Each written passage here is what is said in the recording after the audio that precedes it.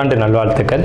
அதாவது நம்ம தமிழர்கள் தமிழ் புத்தாண்டை தான் நம்ம விசேஷமாக கொண்டாடணும் அப்படின்ற ஒரு அமைப்பில் இந்த தமிழ் புத்தாண்டு அப்படிங்கிறது வரக்கூடிய ஏப்ரல் 14ஆம் தேதி தொடங்க இருக்குது. நம்மளுடைய தமிழர்களுடைய ஒரு பண்பாட்டில், நம்மளுடைய கணித முறைகளில், நம்மளுடைய சாஸ்திர முறைகளில் முன்னோர்கள் வகுத்து கொடுத்தது எது அப்படின்னு கேட்டிங்கன்னா சித்திரை 1 தான் நமக்கு தமிழ் புத்தாண்டு. பிறக்க போகிற தமிழ் புத்தாண்டு இந்த சித்திரை 1 அப்படிங்கிறது விஸ்வாசு வருடம். அதாவது 60 வருடங்கள் தமிழருக்கு பிரபவ விவ சுக்ல பிரமோத்துத பிரமோத்பத்தி ஆங்கிரச ஸ்ரீமுக பவ யுவ தாது ஈஸ்வர வெகுதானியா அப்படின்ட்டு 60 வருடங்கள் தமிழ் வருடங்கள் கொடுக்கப்பட்டிருக்கு. அதில் 39வது வருடமானது விஸ்வாசு வருடம். இந்த வருடத்தை நோக்கி தான் நம்ம அடியெடுத்து வைக்கிறோம். நம்ம தமிழர்களுடைய கலாச்சாரப்படி பல்வேறு மதங்களும் பல்வேறு இனங்களும் பல்வேறு கலாச்சாரங்களும் இருந்தாலும் இந்த உலகத்தினுடைய ஆதி கர்த்தா, ஜோதிட சாஸ்திரத்தினுடைய ஆதி கர்த்தா அப்படிங்கிறவங்க தமிழர்கள் தான். அப்படிங்கிறதுல எல்லளவு கூட மாற்றம் இல்லை. அப்படிங்கிறத நீங்கள் நல்லா புரிஞ்சுக்கணும். இந்த உலகத்துக்கு சாஸ்திரத்தையும் நாள்காட்டியும் வான சாஸ்திரத்தையும் தொகுத்து கொடுத்தவங்க யாருன்னு கேட்டால் நம்ம தமிழர்கள். நம்ம தமிழ் புத்தாண்டை நம்ம மற்றவங்களுக்கு கொடுத்துட்டு மற்றவங்களுடைய கேலண்டர் எடுத்து நம்ம பயன்படுத்திட்டு இருக்கோம். இது மிகப்பெரிய ஒரு தவறு. இந்த இடத்துல நம்மளுடைய தமிழ் புத்தாண்டை நம்ம பின்பற்றணும்னு சொல்லி ஒரு வேண்டுகோளை நம்ம வச்சுட்டு இந்த தமிழ் புத்தாண்டு எப்படி இருக்குது அப்படிங்கிற அமைப்பையும், தமிழ் புத்தாண்டு என்ன, தமிழ் புத்தாண்டுடைய சிறப்புகளையும் நம்ம பேசுவோம். நாள் என் செய்யும் வினைதான் என் செய்யும் என்னை நாடி வந்த கோள் என் செய்யும் கொடுங்கூற்று என் செய்யும் கூரேசர் இருந்தாலும் சிலம்பும் சதங்கையும் தண்டையும் சண்முன் தோளும் கடம்பும் என் கண்முன் வந்து தோன்றினேன். அதாவது நம்மளுடைய தமிழ் கடவுள் அப்படிங்கிறவர் முருகன் தாங்க. அகத்தியருக்கு தமிழை கற்றுக் கொடுத்தவர் யாருன்னு கேட்டிங்கன்னா முருகன் தாங்க. முருகன் தான் தமிழ் கடவுள். அதாவது அவருடைய பிறப்பு வேணா நம்ம சிவன் பார்வதி அப்படி இப்படின்னு நம்ம சொல்லலாம். ஆனால் தமிழுக்கென்ற ஒரு கடவுள், தமிழினுடைய ஆதி கர்த்தா அப்படிங்கிறவங்க யாருன்னு கேட்டிங்கன்னா முருகன் தான். ஸோ அதனால் நம்ம முருகனை வணங்கி நம்ம இந்த பதிவை தொடர்வோம். சித்திரை 1 அப்படிங்கிறது ஏப்ரல் 14ஆம் தேதி ஆங்கில கணக்குப்படி. ஆங்கில கணக்கை தயவு செஞ்சு யாரும் எடுத்துக்க வேணாம். ஆங்கில நாள்காட்டி தவறானது தான். இது நம்ம சவால் விட்டே சொல்லலாம். ஒரு 15 நாட்கள் ஆங்கில நாட்காட்டியில் காணாமல் போய் அதை தேடி கண்டுபிடிச்சி அதுக்காக நாட்களை திருத்தின ஒரு வரலாறு நம்ம வரலாறு இருக்குது. நல்லா தெரிஞ்சுக்கோங்க. இன்னையிலேருந்து இன்னும் நூற்றுக்கணக்கான வருடங்களுக்கு கிரகணத்தை ஆதி காலத்திலே குறித்து வச்சுருக்காங்க நம்ம முன்னோர்கள். ஸோ அப்படிப்பட்ட நம்மளுடைய தமிழ் வருடப்பிறப்பான விஸ்வாச வருடப்பிறப்பு எப்படி நடக்குது அப்படின்னு பார்த்தீங்கன்னா, திங்கட்கிழமை அன்னைக்கு பிரதமை திதியில் சுவாதி நட்சத்திரத்தில் வஜ்ரம் நாமயோகத்தில் கௌளவ கரணத்தில் பிறக்க இருக்குது. இந்த சித்திரை 1 தாங்க கேரளாவில் ஐயப்பனுக்கு நடை திறப்பு முதல்ல நடக்கக்கூடிய நாள். அப்படின்னா சித்திரை விசு அப்படின்னு சொல்லுவாங்க. விசு அப்படின்னா சமப்படுத்துதல் அப்படின்னு பேர். சித்திரை விசு அப்படிங்கிறத கேரளாவில் விசேஷமாக கொண்டாடுறாங்க. ஏன்னா நம்மகிட்டேருந்து பிழிஞ்சு போன ஒரு மொழி மலையாளம் அப்படிங்கிறது. சரி, விஸ்வாசு வருடத்துக்கு நம்ம முன்னோர்கள் என்ன விளக்கம் கொடுத்துருக்காங்க அப்படின்னா, விஸ்வாசு அப்படின்ற சொல் நேர்மை, நீதி, செல்வம் அப்படின்னு உயர்ந்த ஒரு அர்த்தத்தை வச்சுருக்காங்க. நம்முடைய தமிழ் மொழிக்கு நம்ம தமிழ்லேயே அர்த்தங்கள் தேட வேண்டிய ஒரு காலகட்டம் வந்தாச்சு. சரி, இந்த விஸ்வாசு வருடம் அப்படிங்கிறது நேர்மை, நீதி, செல்வம் அப்படிங்கிற ஒரு அர்த்தத்தில் வருது இந்த சொல் அப்படிங்கிறது. இந்த விஸ்வாசு வருடத்துக்கு உண்டான பலன்களாக நம்ம முன்னோர்கள் என்ன சொல்லியிருக்காங்க அப்படின்னு பார்த்தீங்கன்னா, விஸ்வாசு வருடம் தன்னில் வேளாண்மை ஏறும், பசுமாடும் மாடும் பழிக்கும், சிசு நாசம், மறையோர்கள் வாழ்வார்கள், மாதவங்கள் மீறுமே, மற்றுலகில் உண்டு மலை அப்படின்னு சொல்லியிருக்காங்க. மற்றுலகில் உண்டு மலை அப்படின்னு முடிக்கிறாங்க. இதனுடைய அர்த்தம் என்னன்னு கேட்டிங்கன்னா, இந்த வருடம் விஸ்வாசு வருடம் அப்படிங்கிறது ஒவ்வொரு 60 வருடங்களுக்கு ஒரு முறை 39 ஆண்டாக பிறக்கக்கூடிய இந்த விஸ்வாசு வருடமானது வருகின்ற காலகட்டத்தில் எல்லாம் வேளாண்மை உயரும் அப்படின்னு சொல்லியிருக்காங்க. பசு மாடும் பழிக்கும் அப்படின்னா நம்மளுடைய பசுமாடுகள் அப்படிங்கிறது நல்ல ஒரு முன்னேற்றத்தை அடையும். மாடு ஆடுகளுக்கு ஒரு நல்ல தீவனங்கள் கிடைத்து அதுவும் நல்ல செழித்து வரும். ஆதி காலத்தில் மாடை தான் செல்வமாக குறிப்பிட்டிருக்காங்க. இன்றைக்கி பணம் அப்படின்ற ரூபாய் தாள்களை நம்ம பணமாக குறிப்பிட்றோம். ஒரு முன்னோர்கள்லாம் மாடு எவ்வளோ இருக்குது, மாட்டினுடைய அந்த குப்பை வேஸ்ட்டெல்லாம் எங்கே ஒரு மனிதன் எங்கே சேகரிக்கிறானோ அதை போய் முதல்ல பார்ப்பாங்கங்க. அதை வச்சு தான் அவனுடைய செல்வம் என்னன்றதை குறிப்பிட்டு பொண்ணு கொடுக்குறதா இருக்கட்டும், பொண்ணு எடுக்கிறதா இருக்கட்டும், இதெல்லாம் நம்முடைய மரபில் இருந்து வந்த ஒரு விஷயம். ஸோ அப்போ இத்தனை மாடுகள் இருந்தால் தான் அவன் செல்வந்தன் அப்படின்ற ஒரு கான்செப்ட் முன்னோர்கள் நமக்கு காமிச்சிருக்காங்க. அப்படிப்பட்ட பசுமாடுகள் மாடும் பழிக்கும் அப்படின்ற ஒரு வார்த்தையை அங்கே குறிப்பிட்டிருக்காங்க. சிசு நாசம் அப்படின்ற வார்த்தையை சொல்கிறாங்க. மறையோர்கள் வாழ்வார்கள். மறையோர்கள்னால் யாருன்னு கேட்டிங்கன்னா சமுதாயத்தில் முக்கியமாக இருக்கக்கூடிய பெரியவங்க, மற்றவங்களுக்கு வழிகாட்டக்கூடியவங்க வாழ்வாங்க அப்படின்ற சொல்லியிருக்காங்க. மாதவங்கள் மீறுமே அப்படின்ற ஒரு வார்த்தையும் வருது.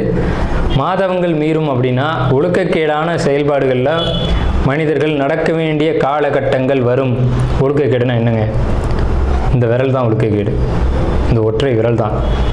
இந்த விரலை வச்சு தான் நம்ம பட்டன் அமுக்கிறோம், காசு வாங்கிட்டு அமுக்கிறோம். இதுதான் மாதவங்கள் மீறுமே அப்படின்றது. ஸோ அந்த மாதிரிலாம் இல்லாமல் மனசாட்சிக்கு துரோகம் செய்யாமல் யார் நீதி பரிபாலனம் செய்வாங்க அப்படின்றத தெரிஞ்சு சரியான வாக்களித்து நல்ல தலைவனை தேர்ந்தெடுக்க வேண்டிய காலகட்டங்கள் அப்படிங்கிறத இங்கே மறைமுகமாக இந்த விசுவாச வருடத்தினுடைய வெண்பா பாடல் அப்படிங்கிறது நமக்கு சுட்டி காட்டுது. இந்த சித்திரை வருட பிறப்பானது மகர லக்னம்னு சொல்லக்கூடிய சர லக்னங்களில் விழுகுது. எப்படின்னு கேட்பீங்க? தமிழனுடைய கணக்குப்படி சூரியன் எப்போது கிழக்கு வானில் உதிக்கிறதோ அதுதான் லக்னம். ஸோ சித்திரை மாதம் 1ஆம் தேதியானது உதிக்கக்கூடிய நேரம் அப்படிங்கிறது கிழக்கு வானத்தில் சூரியன் உதிக்கக்கூடிய அந்த டைம் அப்படிங்கிறது 2:22 அதிகாலை மணி 2:22க்கே சூரியன் கிழக்கு வானத்தில் உதிச்சிடறார். அப்போ அது லக்னமாக போட்டுக்கணும், இந்த வருடத்தினுடைய பிறப்பு லக்னமாக போட்டுக்கணும். ஸோ அப்படி நம்ம போடும்போது மகர லக்னம் சர லக்னத்தில் விழுகுது. முன்னோர்கள் சித்திரை 1ஆம் தேதி அப்படிங்கிறத கண்டறிஞ்சு அந்த 1ஆம் தேதி தொடங்கக்கூடிய லக்னத்தை கண்டறிஞ்சு அதுக்கான பலன்களை பஞ்சாங்கங்களில் எழுத ஆரம்பிச்சிருக்காங்க. ஸோ அதன் அடிப்படையில் சர லக்னமான மகர லக்னத்தில் இந்த புத்தாண்டு அப்படிங்கிறது பிறகுது. இது ஒரு விசேஷமான ஒரு விஷயந்தான். ஏன் அப்படின்னு கேட்டிங்கன்னா, அந்த மகர லக்னத்துக்கு அதிபதியான சனி பகவான் ஒரு பலமான ஒரு நிலையில் வருடப்பிறப்பின் போது இருப்பாங்க அப்படிங்கிற ஒரு விசேஷமான ஒரு அமைப்பில் இந்த வருடப்பிறப்பு அப்படிங்கிறது விஸ்வாச வருடம் பிறக்கின்றது. ஸோ இந்த விஸ்வாச வருடம் பிறக்கும் போதே நமக்கு ஒரு நல்ல செய்தி கிடைச்சாச்சு, இந்த வருடம் நன்றாக இருக்க போகுது அப்படிங்கிற ஒரு விஷயம். சரி, இதை சித்திரை மாதம் தான் நீங்கள் தமிழருடைய கலாச்சாரம் அப்படின்னு சொல்லிங்களே, இதுக்கு ஏதாவது ஆதாரம் இருக்கா அப்படின்னு கேட்டிங்கன்னா கண்டிப்பாக இருக்கிறது. புறநானூறு அப்படின்ற ஒரு தமிழ் இலக்கியம் இருக்குது. அதில் போய் தேடி பார்த்தீங்க அப்படின்னா தலைநாள் பூத்த பொன் இணர் வேங்கை அப்படின்ற சொல்லும், கனிவேங்கை நன்னாளே நாடி மலர்தலால் அப்படின்ற வார்த்தை வரும். அதாவது சித்திரை மாதத்தில் பூக்கள் அதிகமாக பூத்து குலுங்கும். அதனால தலைநாள் அப்படின்ற சொல்ல யூஸ் பண்ணுறாங்க. தலைநாள்னா முதல் மாதம் அப்படின்னு, தலை மாதம் கடை மாதம் அப்படின்னு பிரிக்கிறாங்க. கனிவேங்கை நாடி மலர்தலால், கனிவேங்கை நல்லான் நாடி மலர்தலால், அந்த பூக்கள் பூக்கிறதுனால அந்த கனிவேங்கை மாதம் அப்படிங்கிறதையும் தலைநாள் பூத்த பொன் இணர் வேங்கை அப்படின்ற சொல்லும் புறநானூறு அப்படின்ற இலக்கியத்தில் தமிழ் மாதம் முதல் மாதம் சித்திரை மாதம்ன்ற குறிப்பீடு அங்கே இருக்குது. சரிங்களா? வண்ண மலர்கள் பூத்து குலுங்கக்கூடிய ஒரு பொன்னான மலர்கள், பொன் போன்ற மலர்கள். இன்றைக்கும் கேரளாவில் ஒரு மஞ்சள் நிறத்தில் தங்க நிறத்தில் பூக்கக்கூடிய பூக்களை பறித்து அவங்க விசேஷத்துக்கு சித்திரை 1 அன்னைக்கு கொண்டாடுறாங்க. அவங்க தமிழ் பண்பாடை பின்பற்றுறாங்க அப்படின்றத இதை நீங்கள் தெரிஞ்சுக்கலாம். சரிங்களா? இப்போ இந்த சித்திரைக்கு அதிதேவதை யாருன்னு கேட்டிங்கன்னா மகாவிஷ்ணு. மகாவிஷ்ணு தான் காக்கக்கூடிய கடவுள் அப்படின்னு சொல்கிறாங்க. மகாவிஷ்ணு எங்கும் நிறைந்தவர் அப்படின்னு சொல்கிறாங்க.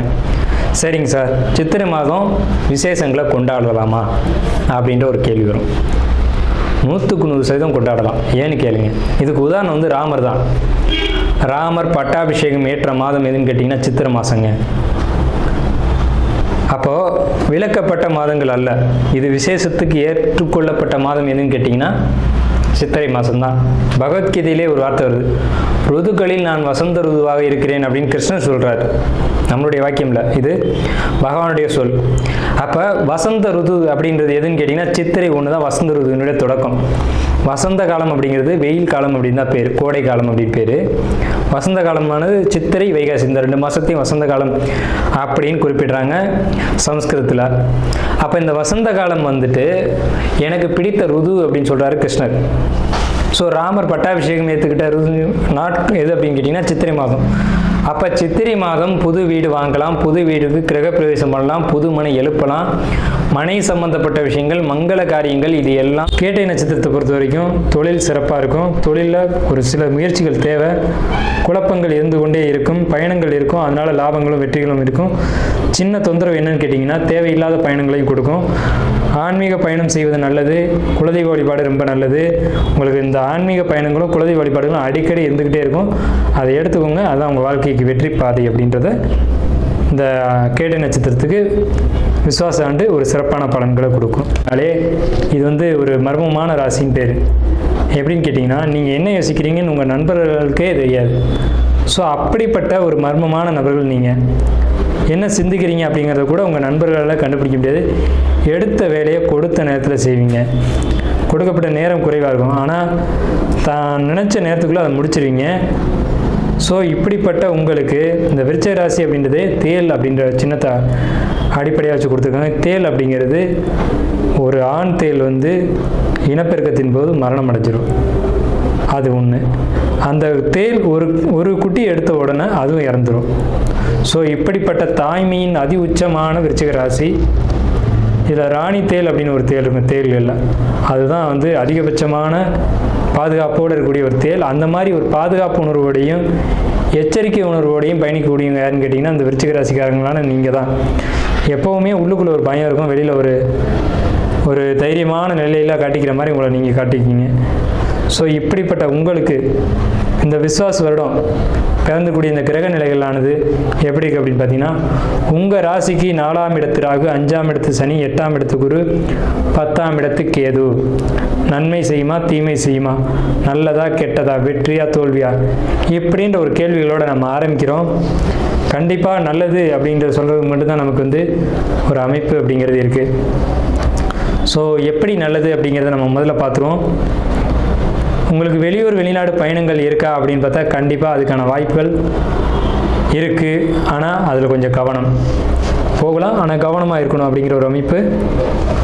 உங்கள் மனசுக்குள்ளே இப்போ ஒரு பதட்டம் இப்போ தெரியும், ஒரு கவலை, ஒரு அழுத்தம் உங்களுக்குள்ளே தெரியும். அதே மாதிரி உங்களுக்கு உடன் பிறந்தவங்க மூலமாக ஒரு சப்போர்ட் அப்படிங்கிறது கிடைக்கும். இப்போ 4ல் ராகு அப்படிங்கும்போது தாய் வழியில் நீங்கள் எச்சரிக்கையாக இருக்கணும் அப்படின்ற ஒரு அமைப்பு. ஆனால் அந்த 4ல் ராகு இருந்தாலும் அதை குரு பார்க்குறாரு. அப்போ அம்மாவுக்கு உடம்புக்கு எடுத்து போயிருமா அப்படின்னா இல்லை, அதை குரு பார்த்து சரி பண்ணுறாருங்க. ஆனாலும் நீங்கள் கவனமாக இருக்கணும் அப்படின்ற ஒரு காலகட்டம் தான் இது.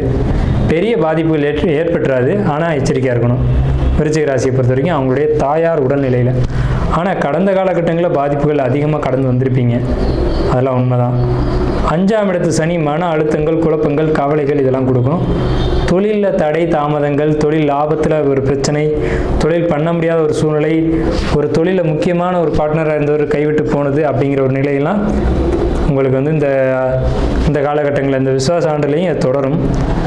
ஆண்டினுடைய பிற்பகுதி அப்படிங்கிறது விருச்சிக ராசிக்கு தந்தை வழியில் பிரச்சனை, அரசாங்க வழியில் தொந்தரவுகள் இதெல்லாம் சந்திக்கக்கூடும். அதே மாதிரி தந்தையை விட்டு பிரிஞ்சு இருக்கிறது அப்படிங்கிறது விருச்சிக ராசிக்கு ரொம்ப நல்லது. தொழிலில் ப்ராப்ளம் அப்படிங்கிறது இந்த ஆண்டு உண்டு. விருச்சிக ராசிக்கு என்ன மாதிரியான தொழில் தடைகளை கொடுக்கும் அப்படின்னா, 10ஆம் இடத்துக்கு ஏது அப்படிங்கிறது சட்ட ரீதியான குழப்பங்கள், சட்ட ரீதியான பிரச்சனைகள். புதுசாக ஒரு விஷயத்தை அமுல்படுத்திட்டு அதன் மூலமாக நேரடியாகவோ மறைமுகமாகவோ உங்களுக்கு ஒரு பாதிப்பை ஏற்படுத்தக்கூடிய ஒரு அமைப்பை கொடுத்துரும். சொத்தை பொறுத்த வரைக்கும் சார் நல்லா இருக்கா? சரி, தொழிலை சொல்லிட்டீங்க, அம்மா அப்பாவை சொல்லிட்டீங்க, குடும்பத்தை சொல்லிட்டீங்க, ஓகே. சொத்து கிடைக்குமா சார்? சொத்துக்காக ஒரு கேஸ் போட்டிருக்கேனே என்ன ஆகும் அப்படின்னு நீங்கள் கேட்டிங்கன்னா கண்டிப்பாக அந்த சொத்து உங்களுக்கு கிடைக்கும். அந்த கேஸில் நீங்கள் ஜெயிப்பீங்க அப்படின்னு தான் நம்ம சொல்ல முடியும். ஏன்னா இந்த கிரக அமைப்பு குரு வந்து 8ஆம் வீட்டில் மறைஞ்சு 2, 4, 8, 12 இந்த வீடியோவில் பார்க்குறாங்க. அப்போ நல்ல தூக்கம் வரும் சார். நல்ல ஒரு வெளியூர் பயணம், லக்ஸரியான பயணம் இருக்கும், நீண்ட தூர பயணங்கள் இருக்கும், வெளிநாடு போகலாம், எச்சரிக்கைன்னு அதனால தான் ஆரம்பிக்கும் போதே சொன்னோம். ஜாப்பில் இருக்கக்கூடியவங்களை பொறுத்த வரைக்கும் ப்ரமோஷன் நிச்சயமாக உண்டு. தொழிலில் இருக்கக்கூடியவங்களுக்கு சின்ன சின்ன குழப்பங்கள், மனக்கவலைகள், தொழில் ரீதியான குழப்பங்கள், கவலைகள் இதெல்லாம் உண்டு. தொழிலில் பிரச்சனை வரும். இடம் மாற முடியுமா அப்படின்னு கேட்டிங்கன்னா இடம் மாறுறது கொஞ்சம் சிரமம்தான். இடமாற்றங்கள் அப்படிங்கிறது தொழிலில் இல்லை. அதே நேரத்தில் தொழிலில் சிக்கல் வரும், ஆனால் சிக்கலுக்கு பின்னாடி ஒரு முடிவும் கிடைக்கும். சிக்கலுக்கு பின்னாடி உங்களுக்கு ஒரு தெளிவும் கிடைக்கும். விருச்சிக ராசி அல்லது விருச்சிக லக்னக்காரங்களுக்கும் இது பொருந்தும். உங்களுடைய நட்பு, திருமண வாழ்க்கையை பொறுத்த வரைக்கும் கொஞ்சம் இடர்பாடான சூழ்நிலைகள் தான். அவங்களுடைய சப்போர்ட் உதவின்றது கொஞ்சம் குறைவாக தான் கிடைக்கும். நண்பர்கள் விட்டு விலகி போயிருப்பாங்க அப்படிங்கிறத நம்ம ஆல்ரெடி பேசணும். ஸோ அந்த மாதிரியான ஒரு அமைப்பு தான். தொழிலை பொறுத்த வரைக்கும், சமுதாய விஷயங்களை பொறுத்த வரைக்கும் நண்பர்களாக இருக்கட்டும், மனைவியாக இருக்கட்டும், சப்போர்ட் கொஞ்சம் குறையும். எப்போவுமே தொழிலுக்கு சார் விருச்சிக ராசியை பொறுத்த வரைக்கும் மனைவி தான் அதிகமாக உழைப்பாங்க, கணவன் பேரளவில் மட்டும்தான் இருப்பார். ஆனால் இந்த சமயத்தில் மனைவியினுடைய சப்போர்ட்டே குறைவாக இருக்குது அப்படின்னு பார்க்கும்போது அப்போ தொழிலில் கொஞ்சம் இடையர்கள் வரத்தான் செய்யும். அதை மனைவிக்கிட்ட விட்டு கொடுத்து போகிறது மூலமாக மட்டும்தான் நீங்கள் சரி செய்ய முடியும். நண்பர்கள்ட்ட விட்டு கொடுத்து போகிறது மூலமாக மட்டும்தான் சரி செய்ய முடியும். எப்போவுமே விருச்சிகம் தனியாக தொழில் செய்யாது சார், கூட்டாக தான் செய்யும். அது மனைவியாக இருக்கலாம் அல்லது நண்பர்களாக இருக்கலாம், ஏதோ ஒரு கூட்டு அப்படிங்கிறது அங்கே இருக்கும். இதை பொறுத்த வரைக்கும் விட்டு கொடுத்து போகிறது விருச்சிக ராசிக்கு ரொம்ப ரொம்ப ரொம்ப உத்தமம். சமுதாயத்தில் அல்லது சொந்த பந்தங்களுக்கு இடையில் ஒரு அவப்பெயர் ஏற்பட்டு தான் சரியாகும். அது எதுவாக வேணாலும் இருக்கலாம், ஒரு அவப்பெயர் அப்படிங்கிறது ஏற்படும். ஸோ அந்த அவப்பெயருக்கு பின்னாடி உங்களுக்கு நல்ல ஒரு அமைப்பு இருக்கா அப்படின்னா கண்டிப்பாக அந்த கெட்டுப்போன பேரை நீங்கள் திருப்பி எடுத்துருவீங்க, நல்லவன்ற பேரை எடுத்துருவீங்க. இருந்தாலும் பேர் கெட்டு போயிடாத அளவுக்கு உங்களை நீங்கள் பார்த்துக்கோங்க அப்படின்னு தான் நம்ம கேட்குறோம். பொருளாதார விஷயத்தை பொறுத்த வரைக்கும் தட்டுப்பாடான சூழ்நிலை இவ்வளோ நாள் இருந்த மாதிரி இப்போதைக்கு இருக்காது. பணம் பொருளாதாரத்துக்கு கஷ்டப்பட வேண்டிய ஒரு சூழ்நிலை அப்படிங்கிறது விருச்சிக ராசிக்கு 8ல் மறைகிற குருனால உங்களுக்கு உண்டு. 8ல் குரு மறைஞ்சாலும் ராசிக்கு 2ஆம் இடத்தை பார்க்குறாரு சார் அப்படின்னா அந்த 2ஆம் இடத்தை பார்வை செய்கிற அளவுக்கான பொருளாதாரத்தை உங்களுக்கு கொடுத்துருவாரு. ஆனால் வார்த்தைகளில் ரொம்ப கவனமாக இருக்கணும். கணவன் மனைவிகிட்டே இருக்கலாம், அல்லது தொழில் செய்யக்கூடிய இடங்களையாக இருக்கட்டும், அல்லது நண்பர்கள்ட்டே இருக்கட்டும், வார்த்தைகளில் ரொம்ப கவனமாக இருக்கணும். தந்தை மகன் உறவு, தந்தை மகள் உறவு பொறுத்த வரைக்கும் விட்டு கொடுத்து போங்க. நீங்கள் உங்கள் குழந்தைங்கள நம்பாமல் இருக்கிறது, உங்கள் குழந்தைங்க உங்களை நம்பாமல் இருக்கிறது, இதெல்லாம் விருச்சிக ராசிக்குள்ள ஒரு பெரிய பாடான பாடு. யாருக்காக நம்ம வாழ்கிறோம், நம்ம எதுக்காக நம்ம குழந்தைங்களை எடுத்துக்கிறோம், நம்மளுடைய அடுத்த பரிமாணம் தானே அது. அந்த தன்மைகளை புரிஞ்சுக்கோங்க சார். அதுக்கு குழந்தைங்களுக்கு உண்டான சொத்தாக இருக்கட்டும், குழந்தைங்களுக்கு உண்டான ஒரு அமைப்பாக இருக்கட்டும், தொழிலை கேட்குறாங்களா வச்சு கொடுத்துருங்க. உங்கள் தொழிலே கேட்குறாங்களா கொடுத்துருங்க, கொடுத்துட்டு நிம்மதியாக இருங்க, அவங்க செய்யட்டுமே. இப்போ என்ன? ஸோ அந்த மாதிரியான ஒரு எண்ணங்கள் உங்களுக்குள்ள வரணும். அவங்க கேட்பாங்க, கேட்கும்போது கொடுத்துருங்க. கொடுத்துட்டிங்கன்னா உங்களுக்கு இந்த இடர்பாடுகள் அப்படிங்கிறதுலாம் இதில் இருக்காது. அவங்களுடைய ஜாதகம் பேச ஆரம்பிச்சிடும். அவங்களுடைய ராசி லக்னம் வேறையாக இருக்கும், அவங்க ஜாதகங்கள் வேறையாக இருக்கும், அவங்களுடைய கர்மா வேறையாக இருக்கும். அதன்படி பார்த்துக்கலாம். ஆனால் நீங்கள் பிடிவாதக்காரங்க அப்படின்றதுனால தான் இவ்வளோ சிக்கல். உங்கள் ராசி அதிபதி செவ்வாய் அப்படிங்கிறதுனால உங்களுக்குள்ளே இருக்கக்கூடிய பிடிவாத குணங்கள் அப்படிங்கிறது தொழிலையும் பொருளாதாரத்திலையும் பிரச்சனைகளை ஏற்படுத்தக்கூடிய காலகட்டம் தான் இது. ஸோ இதை பொறுத்த வரைக்கும் விட்டு கொடுத்து போங்க, ரொம்ப நல்லாயிருக்கும். வாழ்த்துக்களை சொல்லி 55% மேலே விருச்சிக ராசிக்கு நல்ல பலன்கள் நடக்க இருக்குது. விருச்சிக ராசிக்கு என்னுடைய வாழ்த்துக்களும் நன்றிகளும் வணக்கங்களும்.